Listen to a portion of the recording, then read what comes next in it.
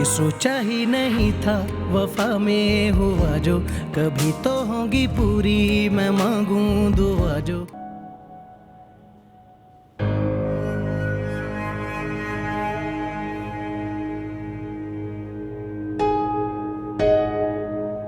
ना सलाम ना दुआ, ना खैरियत पूछी ना खैरियत बताई। अस्सलाम वालेकुम। मैं खैरियत से हूँ और आपकी खैरियत भी नेक मतलूब है।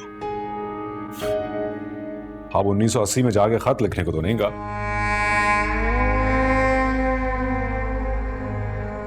ज्यादा नाराज हो ना।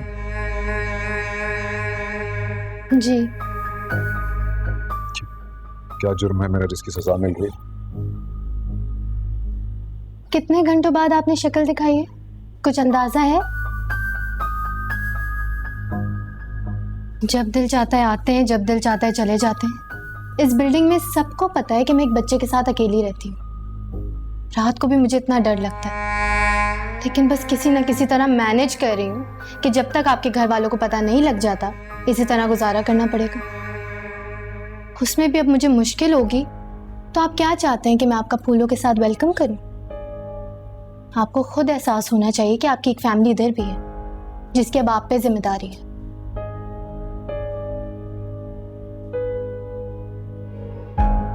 इतना गुस्सा? इतना गुस्सा है मुझे अंदाजा नहीं था।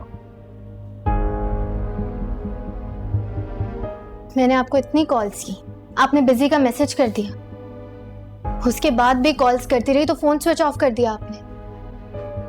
ये अहमियत है आपके दिल में मेरी?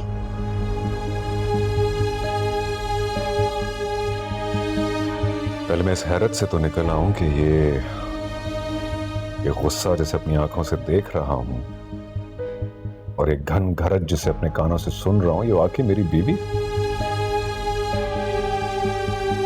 तुम्हें इतना गुस्सा आता है, मुझे आज एहसास हुआ। कर ले यकीन। ठीक है जी, कर लेते हैं यकीन। पर अब तुम्हें कैसे यकीन दिलाऊं?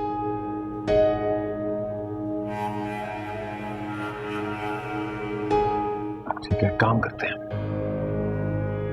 लगता है मुझे भी 1980 में जाना पड़ेगा।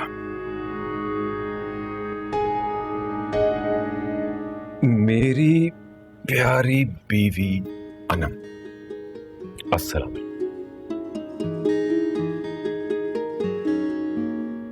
उम्मीद है आप खैरियत से होंगे। कुछ मसरूफियत की वजह से मैं आपके पास आ ना सका। मसरूफियत इस बात की थी, आपको जानकर खुशी होगी कि मेरी सबसे छोटी बहन शहजादी का बहुत अच्छा रिश्ता आया। उसी रिश्ते की छानबीन करने के लिए मैं उसके होने वाले ससुराल गया हुआ था। बल्कि जब आपकी कॉल आई तो उस वक्त मैं वहीं बैठा था और अकेला हरगिज ना था, इसलिए आपका फोन उठा ना सका।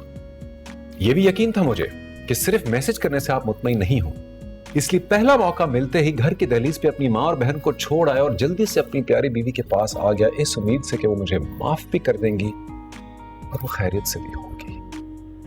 आपका अपना मुराद।